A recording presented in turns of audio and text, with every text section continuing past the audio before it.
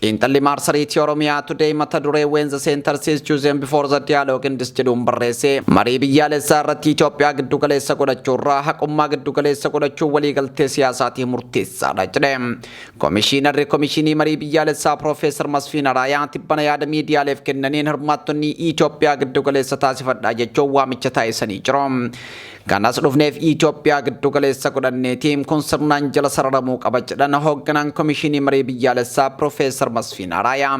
Marsariitiin Oromiyaa Today jedhamu xiinxala mata duree when the center says choosing before the dialogue jedhuun barreesseen maricha irratti Itoophiyaa giddu galeessa godhachuun ijaarsa biyyaatiif fakkaachuu danda'us garuu biyya sabdaneessa taatee fi falmiiwwan seenaa fi seeraa deebii hin arganne keessatti qorannaa malee dhiibbaa qaba jedhe.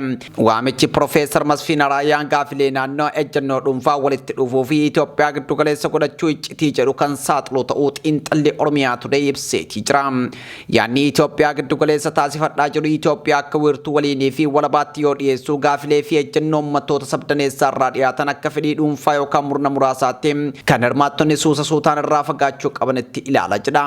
Hirmaattonni Oromiyaa irraa hirmaatan gaafilee akkam lafarraa buqqa'uu dhimma Finfinnee walqixxummaa afaanii mirga ofii bulchuu fi caaseffama Oromiyaan federaala keessatti itti caaseffamte qabatee dhiyaata kan jedhu xiinxalli kun ammoo fedhii dhuunfaatii miti jedha.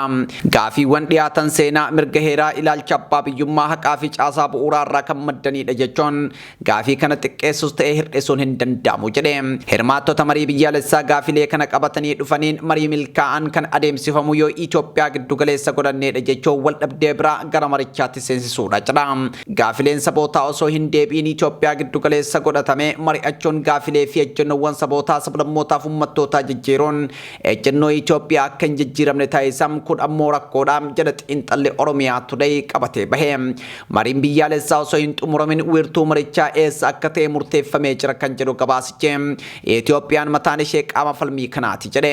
Oromiyaa Today gaafilee ijoo akka Itoophiyaan giddu galeessa ta'uu qabdi moo aangoo qooduu qabdi sirni federaalizimii itti fufuu qaba mirgi hiree murteeffannaa maaliif hin shaakalamne hariiroo heeraan saboota sablammootaa mootummaa federaalaa gidduu jiru maal ta'uu qaba falmiin daangaa akkamitti hiikamuu qaba hariiroon siyaasaa Finfinnee fi Oromiyaa jidduu jiru maal ta'uu qaba walqixxummaan uummattoota sabdaneessaa maal gaafata gaafilee jedhan barreesseetii jira.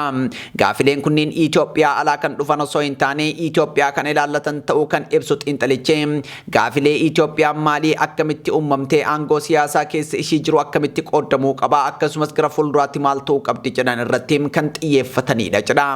Marii biyyaalessaa keessatti wal dhageeffachuu wal kabajuu fi fedhii ejjennoo dhuunfaa irra deebi'anii qorachuu gaafata. Maloonni kunniin dhabamnaan mariin dhugaa uumamuu hin danda'u jedheetii jira.